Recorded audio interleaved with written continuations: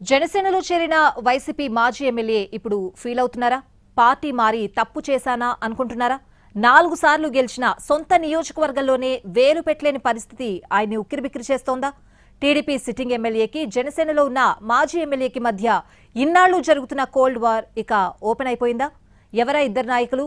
ఏ నియోజకవర్గంలో ఉందా పరిస్థితి? ఎన్టీఆర్ జిల్లా జగ్గయ్యపేట నియోజకవర్గం నుంచి 4 సార్లు ఎమ్మెల్యేగా గెలిచారు సామినేని ఉదయ్ భాను. ఇక గత ఎన్నికల్లో జగ్గయ్యపేట నుంచి వైసీపీ తరఫున ఉదయ్ భాను పోటీ చేయగా కూటమి నుంచి టీడీపీ అభ్యర్థిగా శ్రీరామ్ తాతయ్య బరిలోకి దిగి మూడోసారి ఉదయ్ భాను మీద గెలిచారు.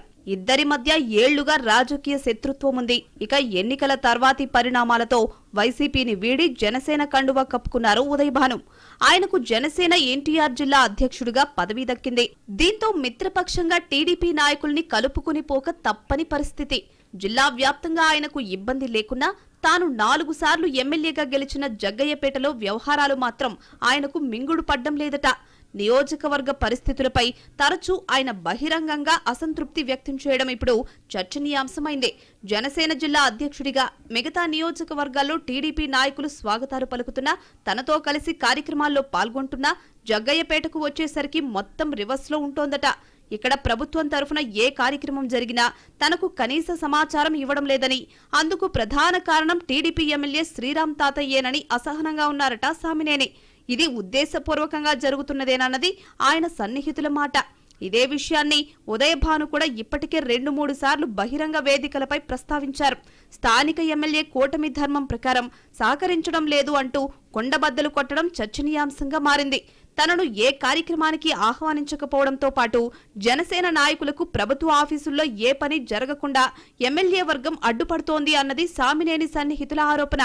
ఎమ్మెల్యే సహకరించకపోయినా జనసేన శ్రేణులకు పార్టీ తరఫున అండగా ఉంటామని తాజాగా ఆయన చేసిన వ్యాఖ్యలిప్పుడు కూటమిలో చర్చగా మారాయి. జగ్గయ్యపేట నియోజకవర్గంలో సామినేని వర్సెస్ శ్రీరామ్ తాతయ్య వ్యవహారం ఏళ్లుగా ఉంది. ఇప్పుడు ఇద్దరూ కూటమిలోనే ఉన్నా పాత పగలే డామినేట్ చేస్తున్నట్లు కనిపిస్తోందని అంటున్నారు పరిశీలకులు.